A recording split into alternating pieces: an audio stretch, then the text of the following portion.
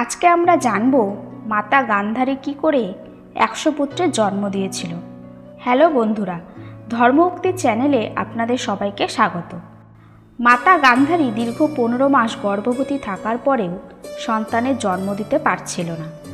মাতা কুন্তী যুধিষ্ঠিরের জন্ম দেওয়ার খবর যখন মহারাজ ধৃতরাষ্ট্র শোনার পর মাতা গান্ধারীর উপর খুব রেগে যায় এবং বলেন, আমার আগে আমার ভ্রাতা পাণ্ডু পুত্রলাভ করল, আর তুমি 15 মাস ধরে গর্ভবতী থাকার পরেও কোনো সন্তানের জন্ম দিতে পারছো না।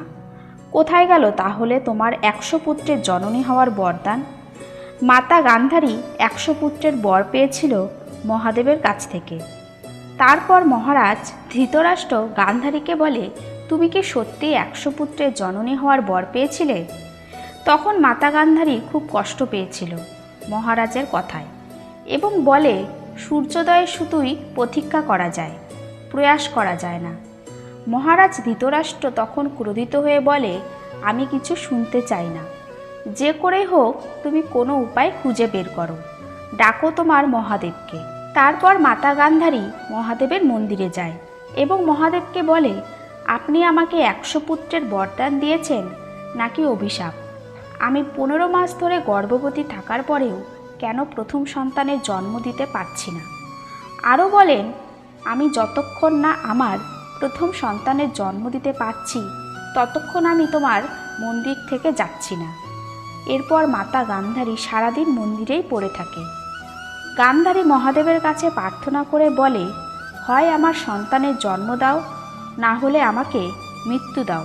এই কথা বলতে বলতে গান্ধারী দুঃখে নিজের পেটে প্রহার করতে থাকে। তারপর মাতা গান্ধারীর পেটে ব্যথা ওঠে এবং অনেকক্ষণ পর একটি মাংসপিণ্ডের জন্ম দেয়। সবাই মাতা গান্ধারীকে কটু কথা বলতে শুরু করে। তারপর মহর্ষি বেদব্যাস বলেন, গান্ধারী কোনো মাংসপিণ্ডের জন্ম দেয়নি, বরং 100 পুত্রের বীজ প্রসব করেছে মহাদেবের আশীর্বাদের ফলে। তারপর ঋষি বেদব্যাস মাতা গান্ধারীকে বলে, তুমি মাংসপিণ্ডটিকে 100টি খণ্ডে বিভক্ত করে 100টি কলসিতে রাখো এবং গান্ধারীকে আদেশ দিলেন সেই কলসিগুলিতে যেন 2 বছর পরেই খোলা হয়। তারপর 2 বছর পরে প্রথমে একটি পুত্রের জন্ম হয়, যার নাম রাখা হয় দুর্যোধন। ঠিক এইভাবেই মাতা গান্ধারী 100 পুত্রের জন্ম দিয়েছিলেন। আজকের এই ভিডিওটি যদি ভালো লেগে থাকে তাহলে চ্যানেলটি সাবস্ক্রাইব করে পাশে থাকুন।